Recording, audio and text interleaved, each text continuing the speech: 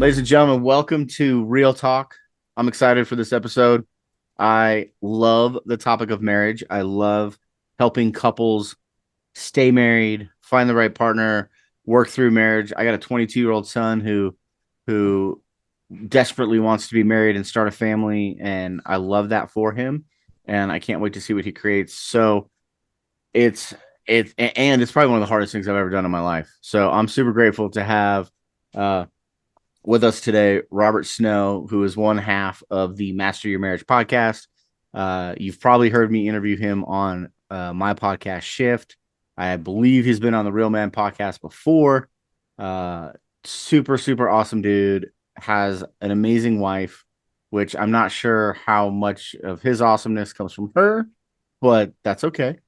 They've been married 31 years. They do marriage retreats. They are launching their own podcast. They are dedicated and passionate and super, super willing to guide and lead other married couples into bliss. So, Robert, thank you so much for being here.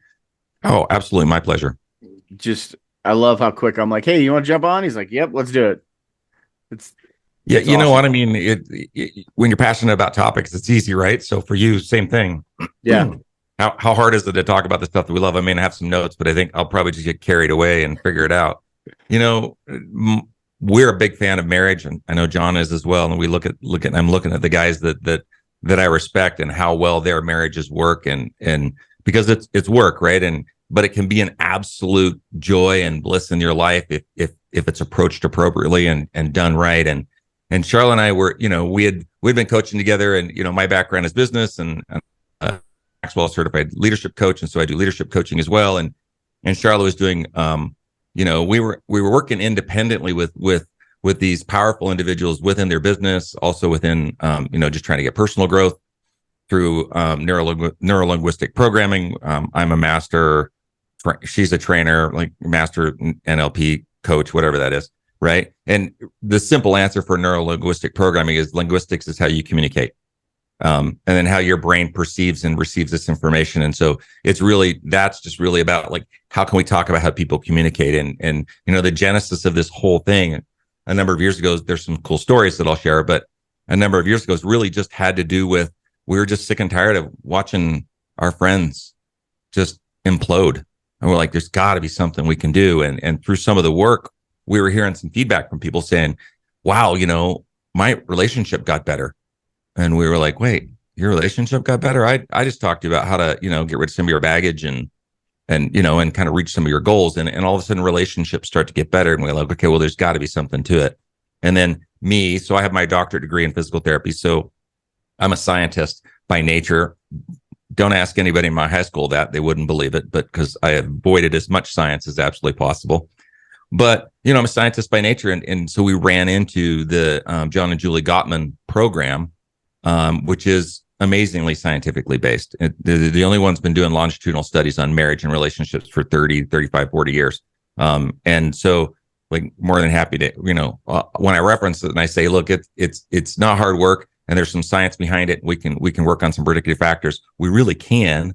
And the things to do are really not as surprising. You just have to put a little energy and time into it. yeah.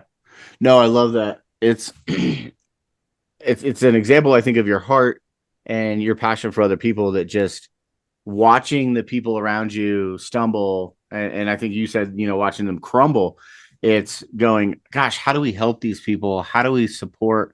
And I know, Carrie and I were talking the other day, and it's like the majority of our friends have either been through divorce, have gotten to the brink of divorce, or it's very few and far between that we know couples who've been married for as long as you and I, as long as John and Lauren have. And I find that as I get into this men's work and as I start to help people expand and grow, that tide is shifting. I have way more friends in the last 2 or 3 years who've been married for a long time, because we've sort of sought out, guidance and mentorship. And so, like attracts like to some extent. And also, I've got young adult kids. And so I'm surrounded by young adults. who are looking for guidance and support and understanding. So that kind of leads me to one of the things I want to talk about is, what newly married couples scare me. And in the best way, because I see how culturally how easy it is to walk away from something these days, right? We've got social media and Twitter and instant gratification and all of these things that, TikTok, short attention span, and everything is about living in my truth, and I don't do drama, and if it doesn't bring me joy, I'm not sticking with it. And I'm like, do you know how many times my wife has not brought me joy? Like there are like that's just real talk. That's just how marriage can, is human interaction. So I'd love to hear from you kind of your thoughts on what are some of the, maybe the top three, maybe there's just one thing that if you were sitting with a couple that was getting ready to get married or just got married, what's like one of the, one or two or maybe three things that you would say, guys, these are non-negotiable. These are things you got to work on. Hopefully you've put some energy into it before you got married, but you're here now. Like, what would you say? So this is great, and I know we talked about that. So it's sort of almost like the softball that you teed up, but it's one of the questions I get asked a lot. And we do a couple of different groups. So actually, kind of funny, probably right at the same time your podcast airs, we're just sitting here trying to figure out like how can we talk to these young couples, right? They don't have a lot of money, right? And we're just like, can we do like a $20 event that just sort of covers, we actually don't even want their $20, but we want them to feel that it's important enough that they show up because they paid $20. So we're going to try and give them a book on the back end. But because these young couples, right? And you think about like what it was like when you were young, and there's a couple of things, right? And so I'm going to reference the Gottmans and what they did early on. So we're talking as early back into the 70s and 80s. They did a thing called the Love Lab. John and Julie Gottman, they were in Seattle at the time, University of Washington. And they just took these couples in, newly married couples. And what they did was they had them have a conversation about something that was difficult, whatever it was, like going to your mom's house for Christmas or something, right? And they measured the data on that. At first, it just started with 15-minute conversations, like just talk about one subject. There's a camera on each of them. There's a heart rate monitor on each of them. They had a thing called a jiggle sensor to see how they're shifting in their seat. Like they were just. And as a scientist, man, I am just geeking out. Like, and when we cover it in our retreat part, I talk about the science because it's near and dear to my heart, right? And they got like just based on watching one conflict conversation, they got like a 96 to 98% prediction ratio about whether or not and that is like nobody does that. Marriage counseling doesn't do that. Marriage counseling in general doesn't have much of a success rate. There's a lot of just failures and following through. So they did this predictive thing. And so their first thing, really, it's one of the first things we talk about.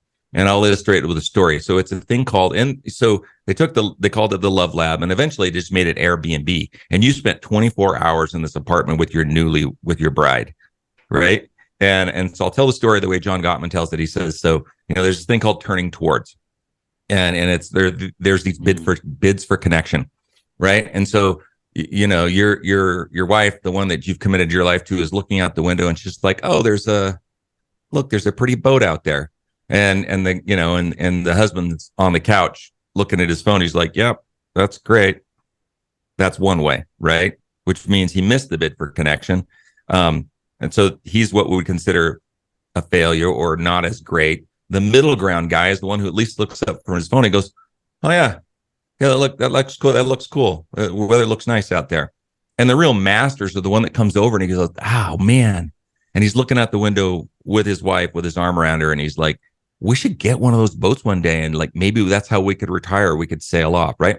So there's three versions of how to connect, and the masters that do it successfully, that have these relationships that are really working and successful are, and the funny thing is you only need to be about 50% of the time. If you're just responding to these bids for connections, like, honey, did you see the crossword puzzle? Oh, I did. That's great. That was super nice of you. Instead of like, right. Yeah. So it's just a bid for connection. Really, it's just way to connect and communicate. So as long as you're doing 50% of the time, you're actually doing it good. The masters are like 80% of the time, right? So that's the first step. Like the first step really is just be aware, enough self-awareness out of ourself, right? It's all about me and my happiness. As long as I'm good, all's good, right?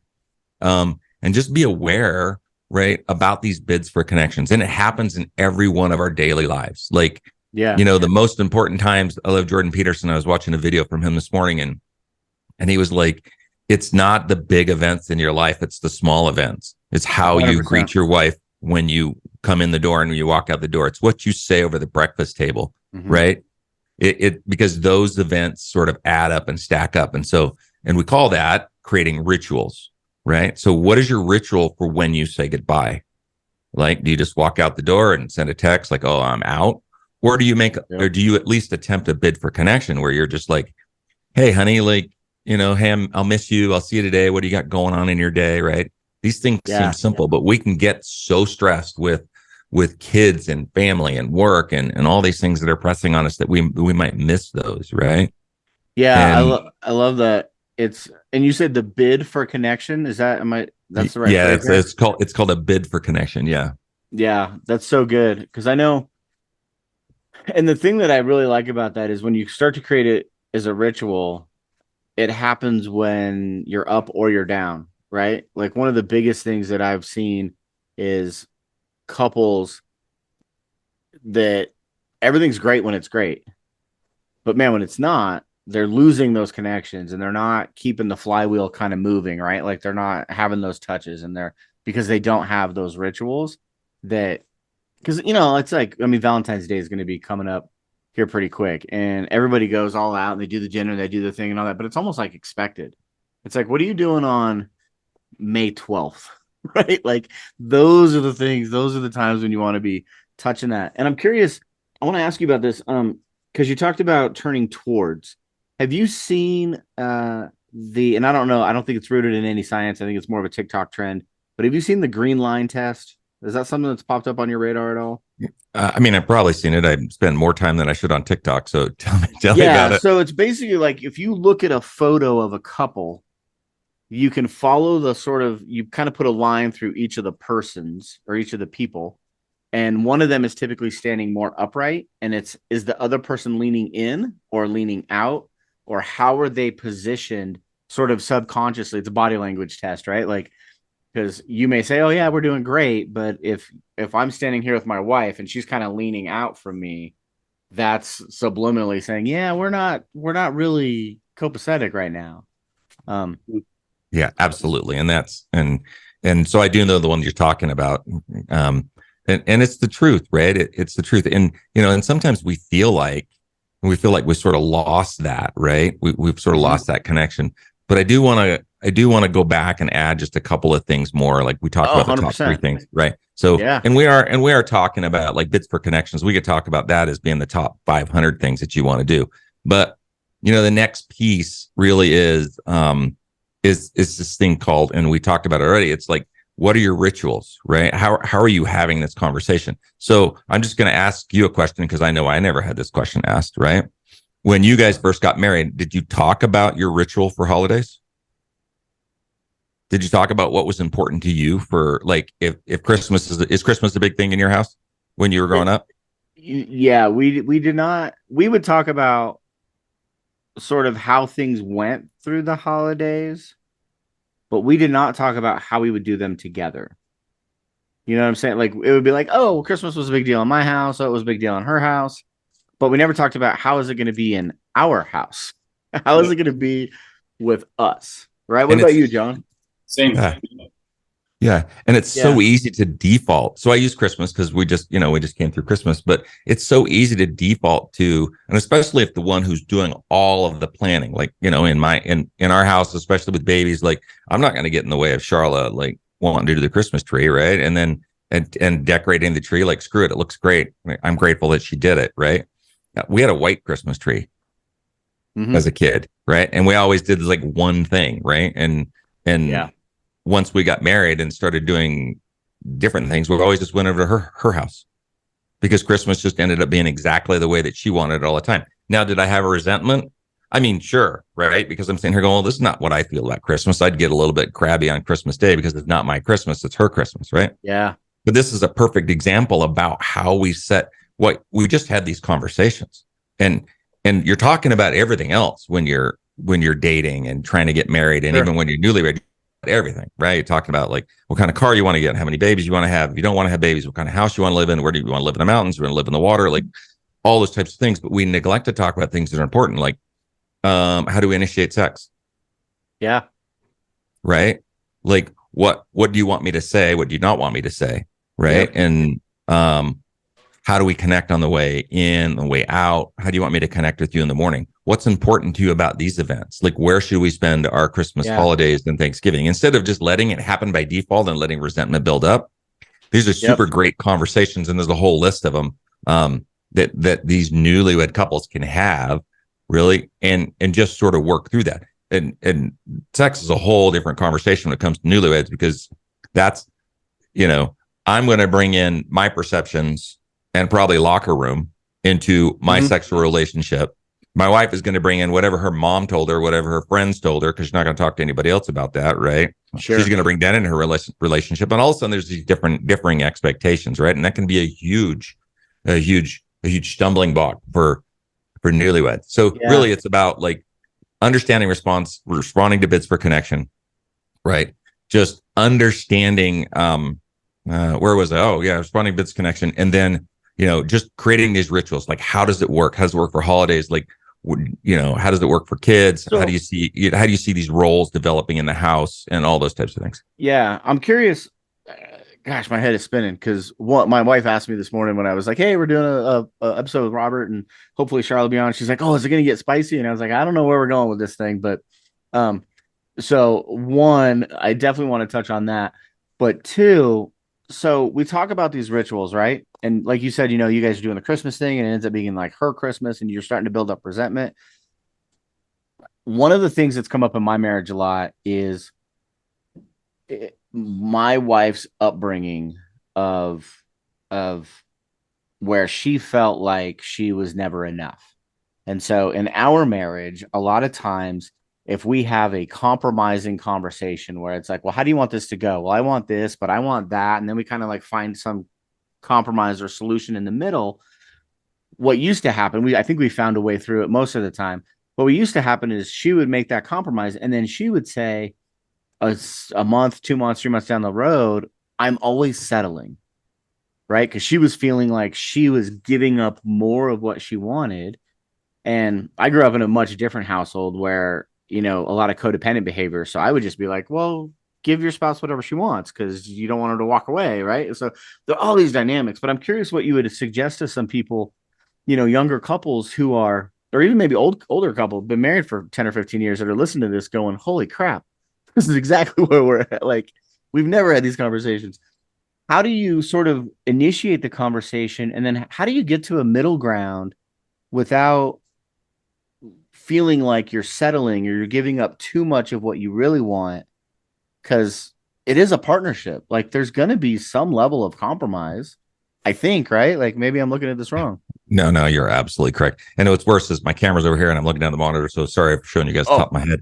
So here's the deal with that. And I love this and take this number and stick it in your head, because this is going to change everything for you, because it did for me. And it does for whenever I tell people like this.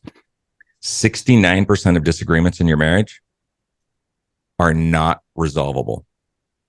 You will never find a solution for 69% of your problems. I know the number is also, and the number itself might solve the problem, but right. It's too much work. 69%. Like, are you kidding me? You look at it and you're like, crap. But when you look at it and you realize I'm freed up from that, I don't have to solve every single problem in my relationship. What I need to do is find grace and compromise. I need to understand. So perfect example, right? One of Sharla and I's, like this is one of our number, right? It's how we raised Alan, our youngest, right? I was raised respect, hard work, toe the line, very conservative. Sharla was raised like, screw it, you can do whatever you want. You can be whoever you want. And why is hair, why is his hair and things, and respect has to be given before it's earned. And I'm like, respect is earned and then it's given. Like, we have this whole thing, right? And so I'm pissed every time he doesn't. Yeah. She's pissed every time I'm too hard on him because I'm too hard on him, right? And it's this back and forth. And what's the problem? The problem really is because rooted in this this battle, this back and forth is we like to call it a little bit of a dreams, but it's a dreams and a values conversation. What is innately important to me in my relationship? I give respect first, right? I earn respect. I give respect. It's just my elders, people that, like, I just feel that's important, right? So that's the way I was raised. So when you ask me to be okay with something that attacks one of my core values, I'm not going to give. And we're going to butt heads on Yeah. this one 100%. every single time, right? And so one of us has to feel like they're giving up. And so I was like carrying the situation. I felt like, screwed, I don't have a say in how he's raised until you can get to that conversation and say, okay, what's important to you about this? Like, why is that important? You have to be able to have this conversation. And so this is how we sort of resolve that. And one of the things that's great for newlyweds, as well as anybody who's been married for any length of time, is your ability to have a conflict discussion without it devolving into, somebody losing their temper and then saying something. Right. By the way, once your heart rate gets to about 120 beats, you're in fight or flight mode. Pupils dilate, blood pressure goes up, blood comes in from the extremities in order to save your body in case you get bit by a bear or a shark, right? Like, you're ready to run and go. You are not able to take in new information. Newsflash. It doesn't matter what anybody's saying. You just end up repeating yourself time after time because you think that if you repeat your same statement, it's going to get better, and it doesn't, right? Okay. So, go ahead. I want to touch on this because this is a solid piece of information right here. Right? Like, the amount of arguments, I think, when people don't know when to walk away, they don't know when to stop, they don't know when to bite their tongue and go, okay, you know what, let's regroup. What a great metric to say, when my heart rate gets to 120, like, your body's telling you, like, yeah. And what we do in our coursework and our retreats is we get a pulse oximeter, and you just clip it on your finger and it'll show your heart rate. And then we have these couples practice having a discussion. And the minute one of them goes over 110, we're like, okay, time, right? Gosh, and learn that's so good. Yeah, it's sort of a fun. It's like one of the little work things that we do, right? So personal story, right? Like, my mom, we're in this because neither one of us had an ideal upbringing, right? My mom married 4 times. Sharla's mom was divorced, right? Neither one of us had like this anchor, like these parents that were just floating on water, working, just doing great, right? And instead we just, we're sitting here just trying to figure it out. And so for me, my thought really was like, can I, if I give up on this discussion, if I give up on this argument, then I'm giving up on my relationship, and I'm not going to give up on my relationship. Never going to happen. I'm in it no matter how hard it is, and I'm going to fight for it. So I felt like if I wasn't fighting, then I wasn't fighting for the relationship, regardless of the fact that I was running at 120, 190 beats a minute, like, I'm over accelerated. I can't take in any new information until she hits me with something hard, right? And that's, to be quite honest, that's why Tony Robbins says the F word all the time, because he's breaking your state. Right. Because you're like, whoa, what was that, right? And so your wife, or you in this case, right, you'll break somebody's state, with the word like, you're an asshole or something. Oop, you might edit that one out, right? Yeah. Nope. So you'll break your state, and you're like, what'd you just call me? And now you're ready to fight. And, think of all of your disagreements over the years and think about, were they worth the pain? Because they never are. They're always over something stupid. They're usually over something that we hold close and dear, right? And so one of the keys really is like, how can we understand how to have these conversations, these conflict conversations, right? So the people that are really successful marriages do a couple things great. They respond to bids for connection. This is across the spectrum, right? They respond to bids for connection. They do a really good job of maintaining their rituals. They understand how to have conflict discussions, and they understand each other's love maps. So those are the pieces that are just the core. And there's lots of little stuff that kind of the sand that fills in between all those big blocks. But yeah, that's so good, man. I mean, I'm reflecting back on my own marriage and remembering a time when I would literally stand in a doorway and block my wife in either the bedroom or the kitchen, whatever room we were in, if we got into an argument. And she would try to, like, put it on pause and say, hey, we need to have this conversation. And I'm like, no, we're going to figure this out now. We're going to come to a solution. And I would pull this power play of, like, we have to find a solution now.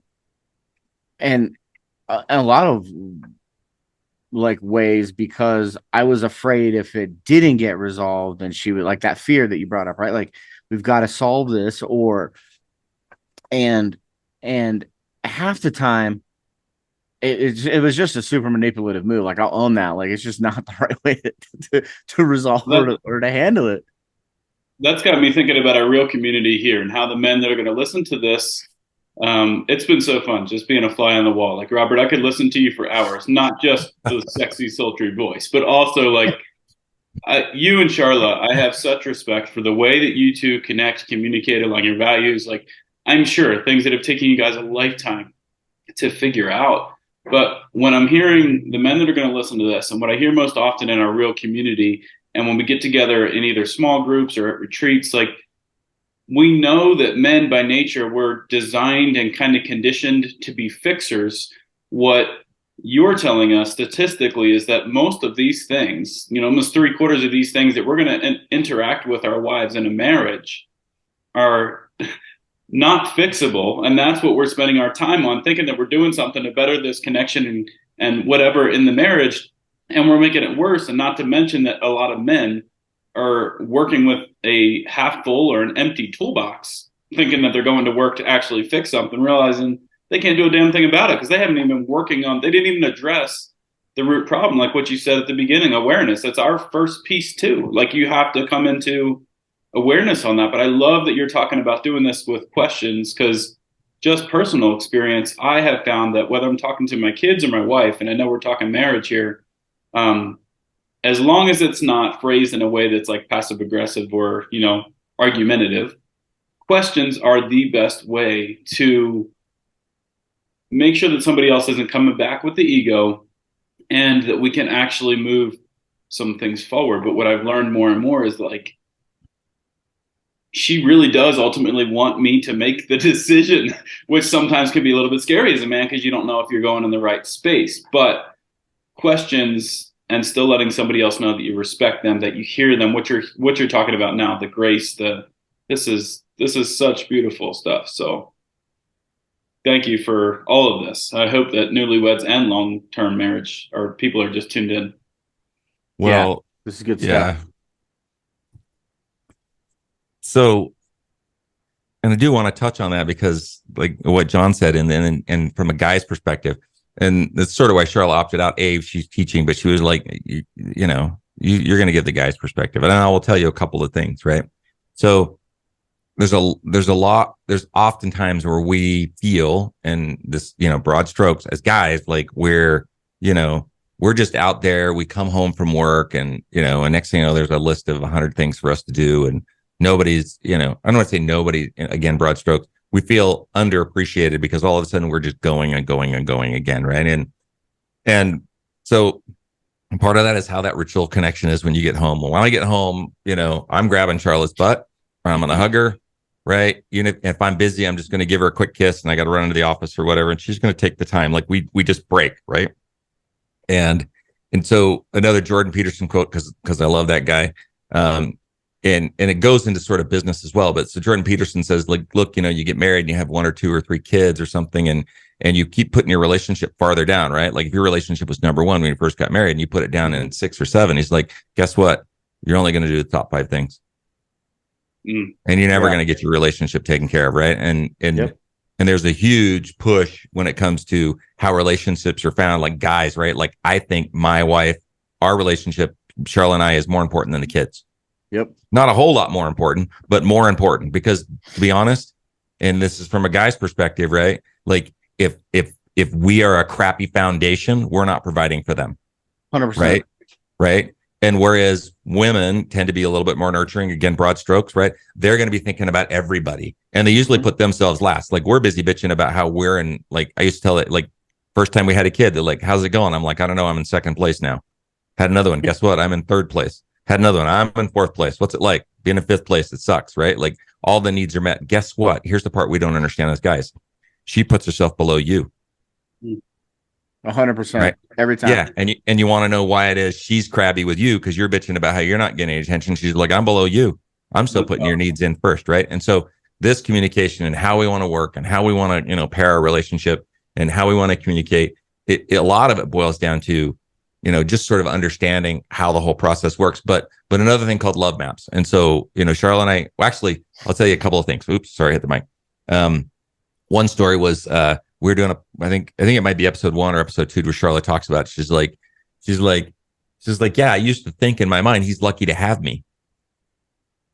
Right. He's lucky I'm still around. And until I switched the mindset to I'm lucky to have him in my life too. Right. Things started to get a lot better. Right. And so we have that kind of that piece. But the next piece that we want to, that is super important when we talk about the other ones, right, is really just love maps, which is understanding your significant others, their view of the world and how they feel loved. And it's not the same thing as love language, because if you got that, you're going to get this outward expression of how they like to do things, but you're going to miss what their unconscious mind truly, truly seeks.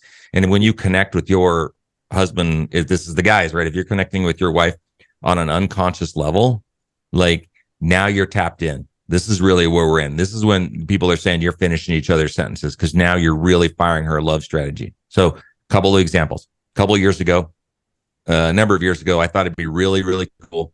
And I had made this jar. I should have had it. Hang on. Hang on. Okay. We use it so often because guess what? It doesn't get used for anything else.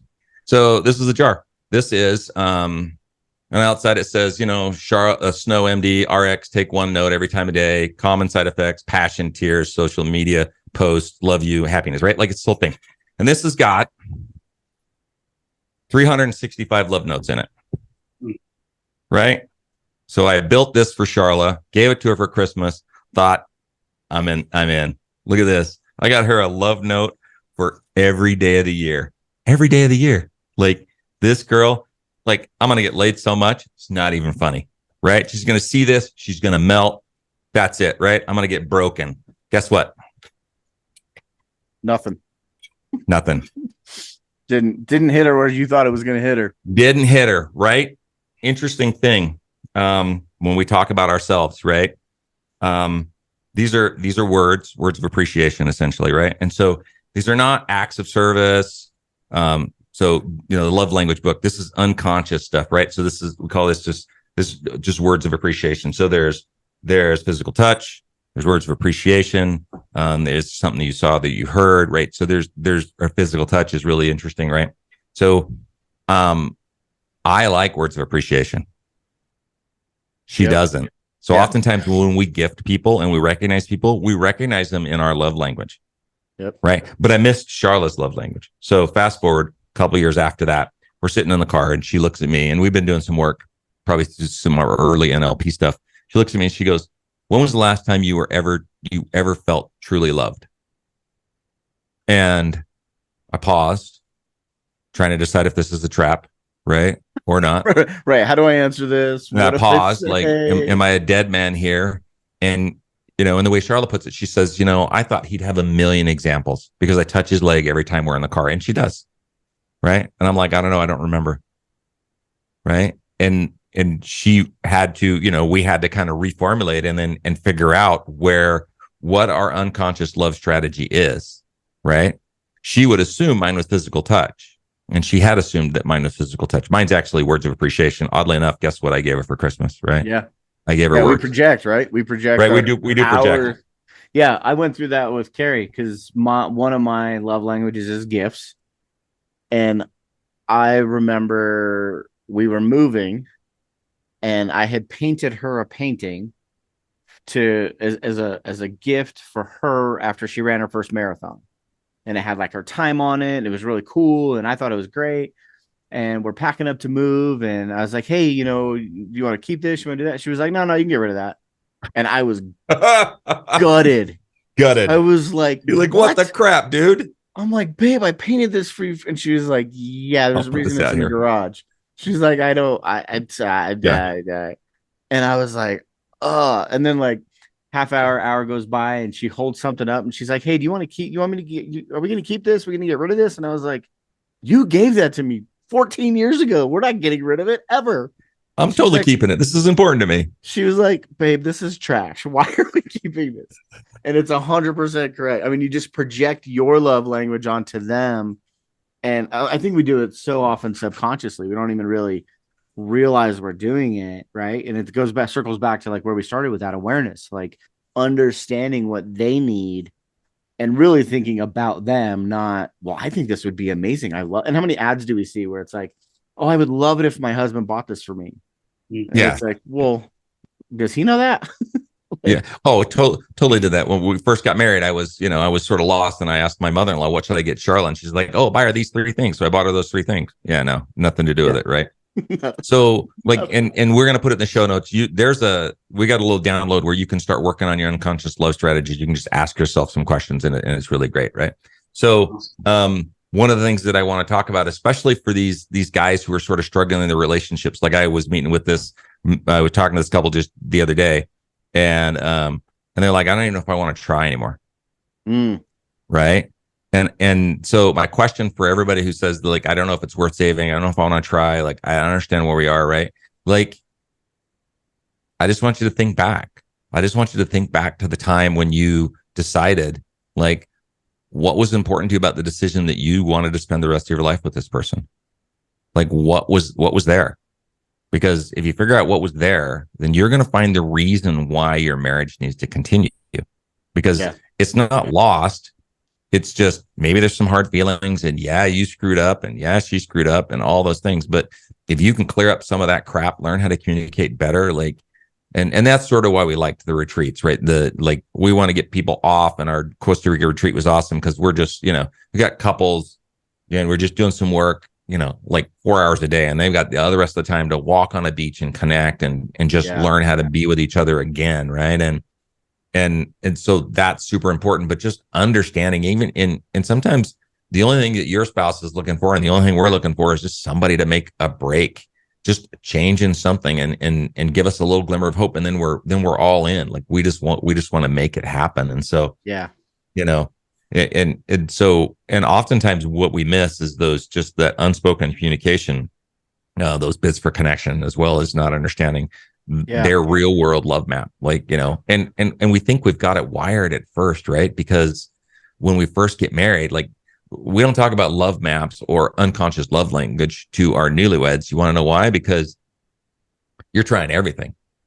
I love you. You're petting her hair. You're telling her she looks nice. Like, all that stuff. You're hitting every single one. Like, you're doing activities, you're cleaning up, you're picking up your socks. Like, you're hitting every single version, right? Like, you're just bang, bang, bang, bang, because you don't know what you're doing, but you're shotgunning it, right? And as we get older, like, sorry, I don't want to say I don't have time, but I really do want to make sure I'm hitting the one that's most important to you, not the one that's most important to me. And that's where we miss. We get the ones that are important to us. Yeah. I think that's a good segue, though, into like couples that have been married for 10, 15, 20 years. And they feel like they're losing that. Like, what are some of the tools that you'd offer up? I mean, obviously, we talked about the love language or the love map, but what are some other ways? Like, if I'm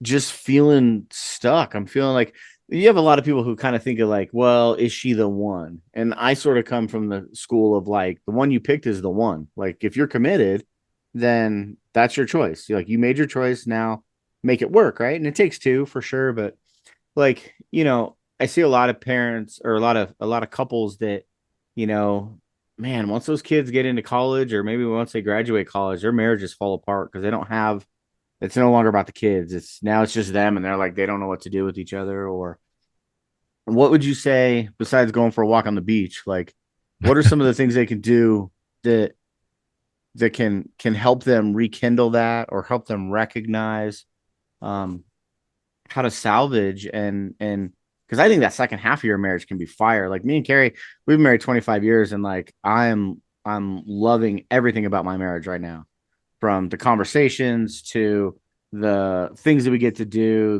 the way that we spend time together, to the sex. I mean, all of it is like, this is like, make it to 25 years, guys. It gets amazing if you put in the work, right? But like, how would you tell someone in 15 to 20 year range, like, here's what you can do to push it through?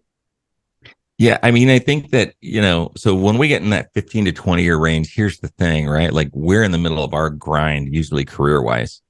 right? And we're Okay. working hard, right? We're going hard, and and at the same time, the resentment starts to build because I'm always gone, right? And then you're like, I don't know why she's so pissed off. The only reason I'm doing this is for the family, right? And this is Right. that's where that conversation gets, right? So the answer is, in order to have a happy marriage, you have to be better friends. You just Okay. got to be better friends. And when you're better friends, when you're involved, like when we're talking again, we're going back to that Jordan Peterson quote. Like, it's how you say goodbye at the end of the day. It's what you say over the breakfast table. Like, do you spend the time to connect and communicate? Do you even have any idea what's going on in their day? Like, if Yeah. you don't, then you don't care, right? But if you do, like, oh, hey, she's, you know, random stupid stuff, right? Like random stupid stuff. Like, I don't know. So let's just say that, like, well, for you, right? Like, your wife has a doctor's appointment, a follow up, right? Yep. Like, if you didn't know it and it was no big deal, but how much more impactful is it to you if you call her up at 2 and you're like, hey, how'd it go? Right. Right? You're her friend, right? And to be honest, she's your only real friend. She's the Oh, one you tell. 100%. She's the one. Yeah, she's your only real friend, right? Mm-hmm. And we're, I want to put a pin in getting your armor up because that's a separate issue.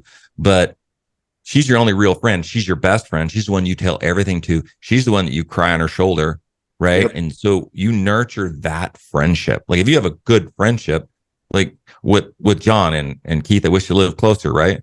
Like, John's Yeah. like, hey, let's go do something. I'm like, you're my friends. You know what? I'm going to put the time in. Yeah. You got to put the time in. And so in your marriage, you just got to put the time in. And what does that look like? It doesn't need to look like much, man. It looks Yeah. like just sitting there holding their hand, right? And put the devices down. But if you're better friends, right? If you focus on connection, if you focus on your rituals, right? How you say hello, how you say goodbye, how do you know each other's love? Do you understand their love language, right? Their unconscious love language, not Yeah. their conscious love language. If you understand how to fire their love strategy, actually, it's more of a strategy. You understand how to fire their love strategy, then they're going to be enamored with you. They're going to be like, oh, he's so nice because he does Mm-hmm. things that I like. Just Yeah. take a second. It's just like courting. So people say, like, you should just date your wife, but we don't know what that means, right? Like, well, I'm hungry, so we're going to go to dinner. Taking my wife, who doesn't like to go to restaurants because they don't have as many options for her, doesn't fire her love strategy. Fires my Right. steak strategy hard, right? So Right. all I'm Right. doing is just something for me, right? Right. So Yeah. understanding how to fire their strategy and then communicating and then listening. Like, so I love it when you're like, John was like, we're trying to fix things that we can't fix. Yeah. Yep. Honestly. Right. Sometimes Yeah. there's listening. Like, it's funny because my want to get it done thing, right, sort of ran into my want to listen thing, right? And those two ran in together. And Charlotte started Yep. talking. I'm like, hang on for a second. She's like, yeah. I'm like, is it okay if I interrupt? She's like, yeah. I'm like, is there something I need to do? She's like, no. I'm like, cool, go. Yep. Right. Right. Right. Because now I don't need to kill anybody. I don't need to put one of the kids in the basement. Like, I don't need to send somebody Yep. out to go shovel snow. Like, as long as there's nothing I need to do, then I'm here. I'll be your friend. Talk to me. Yeah. Right. But for a guy, we're just like fix, fix, fix, fix, fix. Right. Yeah. Yeah. What you said reminds me of this quote that I heard that I actually applied to some friendships of mine. But I was listening. I don't remember who said it, so I wish I could give them credit. But they said you only get a return on the things that you actually invest in. And at that time, I was thinking of a couple of my guy friends that I'd lost touch with, or that I was kind of like, I wonder what they're doing. I haven't heard from them. And it was like, well, I'm not reaching out to them either, right? But that same what you just said is basically the same thing, right? Like, you've got to invest in those people. And I didn't touch on this when you brought it up, but like I'm in the same camp as you. Like, my kids know that my wife comes first because they don't exist without her. And if they want to have the best life they can, then her and I got to be, firing on all cylinders. And I also think it's really important from a parenting perspective. Like, I want one of my missions in life is to make it nearly impossible for my daughters to get married, because I'm going to set the bar so high that they will understand their value and how they're supposed to be treated. And that's how I treat their mom.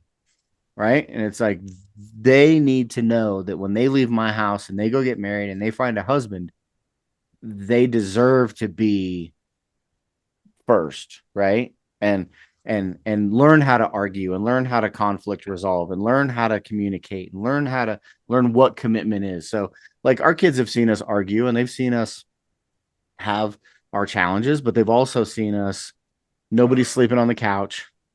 We're always also making up in front of them so they know that like this happens. People who love each other, they have conflict, but they resolve it and they move forward and all of those different things. Yeah, super powerful stuff, man. I love, I love that, Keith. Robert, can I ask you a quick question here? In terms of, so if we shift a little bit into a spiritual tone for all of this, what I'm curious to know is of those people that are maybe on the fence, that are considering throwing in the towel, that you see both sides. You see people having incredible marriages and people that are willing to put in the work and do the best and the hardest thing you've ever done, right? Which is marriage, and just continue to learn how to connect with their best friend. But for those people that are really on the fence too, what role does God play? What role should God play? And how does that tie into like the work that you and Sharla put in to help people? Because in my life, I've seen that be an incredibly critical piece. The more that I can connect with not just my wife, but the soul of my wife, this beautiful being that was created by a higher power. Like, does that show up? Is that not something you guys touch on? I'm just curious if that spiritual undertone or focus comes in for the work you do.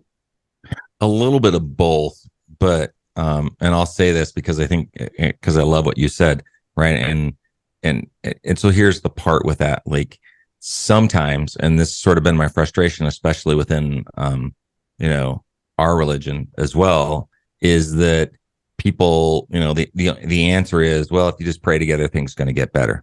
And so I get so frustrated by saying, like, you can't pray your way out of a disaster, right? Like, you've created this disaster. You're like, hey, God, will you save us? And he's like, you kept digging the same hole. Why am I supposed to save you out of that, right? Mm-hmm. Like, quote I heard the other day, it said, God guides footsteps in motion. I'm like, yeah, you got to get your ass moving first, and then, yeah, right?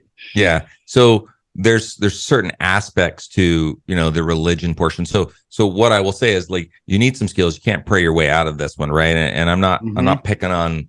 There's a lot of guys out there doing a lot of marriage work, and it's their ministry. Like, quite literally, it's their ministry, and they're doing great, and they're way smarter than I am when it comes to this stuff, right?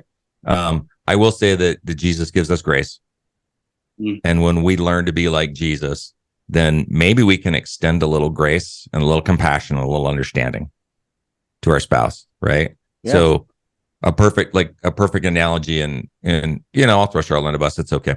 Because she's heard me say it before, right? In her mind, the way that she was raised, and it's not her, right? It's the way she was raised, because we reflect that. Sharla's mom and her upbringing was always like, if you apologize, then you'd never screw up again, right?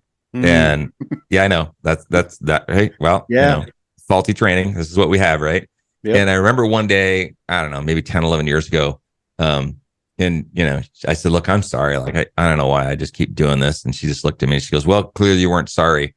And I just looked at her one day, and it was the ultimate trump card. It was great. It's probably the best one I ever pulled off. I said, thank goodness you're not the savior judging me, because at least he's going to give me another chance.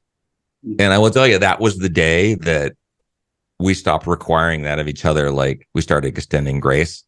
Like, we can make mistakes. We try. Like, I mean, it's one thing. It's like, honey, I'd really appreciate it if you would, stop backing over the neighbor's garage and like, oh, I'm sorry. And then you back right out and punch it into his garage and then leave again, right? You're doing things on purpose, but weakness and mistakes and limitations. And that's really where, I think that, we can extend that grace, and we can get in connection with the wonderful beings that have been created and their eternal nature.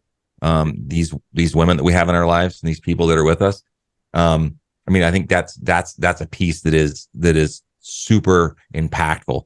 Now, do you have to have that? No, right? You don't. We can still work on the skill sets, right? And sometimes that's a big problem in relationships, because they both have a different religion, right? Yeah. And they don't realize how that's impacting them. And then you have to kind of sort of break that down and say, well, how does your what is your view of grace, right, in the way that you're taught? Like, what does it mean to you? And it means this. Okay. And then what is your group? It means this. Well, we like to chunk that up to a complex equivalent, right? Which really was chunked up really great in the New Testament, right? Love your neighbor, love God. Yep. Yeah. We broke down 10, made them 2. Yep. They're all encompassing. And if you do that, then, then things start to get better. But so, to that point, I hope that answered your question, John. It did. And what brought that question to mind is you see, right? So if you hear somebody say that, right, be more like Christ, to really emulate him, it depends on what level. I think kind of those quotes, like your focus forms your future, depending on what level you're focusing on. Well, if you just focus on this ultimate sacrifice that Christ made, you might think that in your marriage, it looks like sacrificing yourself every single day, that's love, that's what will bring me closer to my wife. If you're the type of person that realizes that Christ was pure love and he was the light and he drew people to him, well, I need to be loved. I need to love everybody. So I'm thinking about too, for these newlyweds that are just trying to navigate life and have an unlimited amount of distractions at their disposal, that are just learning, they're actually going to have to unlearn, like, right, what I think some of the older generations have an appreciation for, that the younger generations are actually going to have to learn how to find the stillness and the quiet and these simple little connections and things that you're talking about that might seem second nature to an older generation. Like, they're going to have to really, really work through it, but it depends on what they're focusing on, right? So religion was just an example of how to kind of throw that in there, but I love everything you've said and talked about. Yeah, it's good stuff. Yeah, I mean, you get me started on sort of the religion thing, because we see a lot of that in the older generations, right? Where, and if you only model your parents, and you're going to model that same thing coming in, and that's why it's super important to get some skills to understand, and communicate, just understand how to communicate. Like, when we're first married, man, the only communication we have is how fast we get each other's clothes off, right? That's it. That's all we want to do. That's all we want to do. And it's all that ever happens. And it's great. And that's awesome. But, I have some great friends. I got some friends that are, I got some friends who are really active, go to church every Sunday, and their marriage is an absolute mess. Right. And so they're not hitting it. But I got another friend and his wife, and they had such great parenting. We're probably going to interview them on our podcast, but I look at him and we were just talking about, like, I don't know, talking about somebody else who left his wife for somebody younger. When he's like, and this guy's like, he's an idiot. Like, what was he doing? He's like, are you kidding me? He's like, the sex only gets better every year. And I'm like, atta boy, right? But he's madly and passionately in love with his wife. And I love that example. Like, people always talk about, like, oh, you're just having sex with the same person. Like, you have no idea, dude. It gets so much better. Yeah. Life just gets rich. And having a relationship and a marriage that is the most important singular joy in your entire life, that lights you up, that makes you want to come home. Like, that's what we want. I want that for as many people as I can find. And we can start them early. We start them late. Anyone that we can do, and just give them some skills. Like, I want to ask one other question. Because we haven't talked about this, and I'm curious your thoughts, because communication has been like the through line in a lot of what we talked about today. Communicating different love languages, communicating different expectations, going through like traditions, rituals, right? All the things you've talked about require a lot of communication. What are your thoughts on just pure commitment? Like, where, I mean, I did a podcast where I talked about ride or die, right? Because I hear all these, like, younger generation talk about my ride or die, and I'm like, I don't think that means what you think it means, because for me, that means I'm gonna die trying to make this thing work, right? And absolutely, yeah. Commitment is such a big piece where it's like, so I'm curious, like, when you guys do these sort of retreats, or when you have couples that you see that are struggling, what or how you lean into that, or do you think that that's a different way to go about it? So absolutely. I mean, probably the best part is for what we do. We take marriages that, our first level really is take a marriage that's like, I think we're okay. And we take it from that to, like, can't keep your hands off each other. Right. And that's really the first goal. And the ones that are really struggling, the ones that reach out, the answer really is this relationship worth saving? Because if you're not both in it, like, if you're not in it, willing to do whatever it takes, really, within reason, right? Like, not going to quit my Sure. job and move into an RV with you, right? If that's so far out of the thing that you'll do, and that's what they're requiring, then you guys have grown far enough apart, or never understood exactly where everybody was to begin with, right? Right. So the commitment is huge, right? And this whole thing about we can just bail out whenever we want. The culture is just sort of making it easy, and the literature actually doesn't support living together before getting married. There's some decent literature. I was reading that this morning. The literature doesn't support living together as a way to stave off marriage. Actually, Jordan Peterson puts it best. He's like, what you're saying to somebody when you live with them before you get married? You're saying, I'm just hanging out with you until something better comes along. Yeah. And what I found interesting about a lot of the research and literature on not living together before you're married is most of it is secular. It's not coming from churches. It's not coming from, Christian Today magazine. It's Harvard and Johns Hopkins and it's social scientists. Yeah. It's just, it's factual. It's not religious based. It's not faith based. This is what we know is that, living together and premarital sex and all of those things, it's actually detrimental over the long term. And I think that's a piece that gets missed because so many people are wanting to make sure everything's going to work, right? They got to make sure because they're not committed to like, oh, this isn't what I thought it would be. So let me find a solution, right? Yeah, and I'm out, right? Boom. Yeah. Like I'm off when something better comes along. And so that's the piece, that's the committed piece, right? And it doesn't necessarily mean that you have to be married, right? It just means that you need to be committed. And that means different things in different countries even.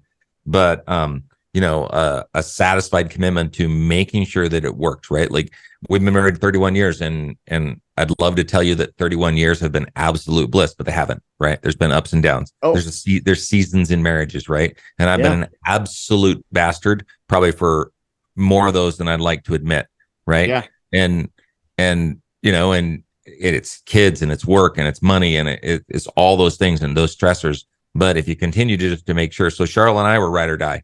Like we were like, that's it. This is us. I picked you. You picked me. You're my person. I may not like you right now, but I love you. Mm-hmm. Right. And so I love saying that. Like I tell people it's like I love being married most of the time. Yeah. I tell people I've been married 25 years, happily for 18. Yeah. I mean, it's just absolutely right.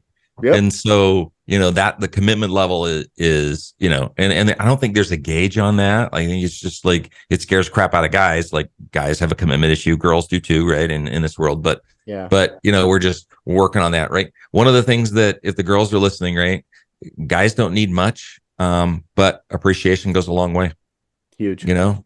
Probably the simplest, nicest thing. And I'm, of course, auditory, right? I want to see it and read it, right? Like simplest nice thing Sharla says to me is you're a good dad. And I appreciate what you do. She can tell me those two things. I'll clean out the garage and build her a guest house. Right. Yeah, well, she's firing my love language, but as guys, sort of we feel underappreciated and I know we're out of time. So I'm gonna save that. No, I was gonna say anyone who follows you knows that Sharla loves for you to build her stuff. Yeah, and absolutely. She does an amazing job of appreciating and edifying your ability. If you don't know Robert, he's quite the woodworker. I'm slowly learning how to follow in his footsteps. And I need a new dining room table, and I told Carrie, I said I'm either going to attempt to do this or I'm just going to call Robert and drive to Utah with my trailer and pick one up. Right, bring it down. We'll do it. It'll be fine. Because I'm not sure that I have the skill level yet. But it's an awesome place to kind of bring this thing to a close, man. I'm eternally grateful for your guys' willingness to share. And I know that there's going to be a lot of guys listening to this that are in marriages that are maybe not where ours is. I mean, all three of us, I think we all have really good, solid marriages. We all have challenges. We all have things that we got to work through. But I certainly adore my wife. I know John adores Lauren and would move heaven and earth to respect and honor and love her. And hopefully guys listening to this, if your marriage is struggling, if your marriage is not where you want it to be, it is fixable. 69% of the problems may not be, but your marriage is, if you put in the work and you put her first. So yeah, I'm just really grateful. And We will put in the show notes all of the ways that you can get in touch with Robert and Sharla, follow their podcast, follow their socials, get the tips. I saw, I mean, Sharla puts up some great content and ways. And what I love about it is it's from the female's perspective, but it isn't, this is how to make your man, like, you know, when she shared that she asked you that question about when you felt loved and your response, I was like, that is extremely vulnerable for a wife of 31 years to say, I apparently am not getting this 100% correct. I've done some things that like Yeah. that was good. I was like, all right, I'm interested, because a lot of times in the marriage world, you're seeing women degrade men or try to say how men should show up more. And I love the way you guys say it's equal. We both need to be a part of this and both need to be a part of solving it. So thank you so much, man. John, you got any Thanks. parting words, or No, you great. good? Blessed to know you, brother. Thank you for being here. You are an awesome episode on this. Marriage is just a critical part. I had a guy ask me at our roundtable the other night. He said, "What are you doing all of this for? What is REYL for? What is it about?" And I said, "It's about building stronger men, obviously, but specifically stronger fathers, and with that, in the same breath, stronger husbands, so that we can build stronger families and stronger communities." So your work is in line, and I'm so grateful for it and people like you and to know you. Yeah, thanks, guys. I appreciate it. And you nailed it on the head. That's why we do this, right? We can create stronger relationships. It's a great foundation for our kids. And guess what? Our kids are making the decisions in 10 years, Yep. right? They're running, they're doing this thing. And if we can create great kids, grounded, good relationships, maybe they'll have good relationships too. That's what we want for them. We want them to be happy. And so this is one way to do it. Yeah. 100%. Awesome stuff. Appreciate you. If I could speak clearly. Appreciate you so much, man. Look forward to seeing you next time I'm in Utah. We'll have to get Yeah, together. buddy.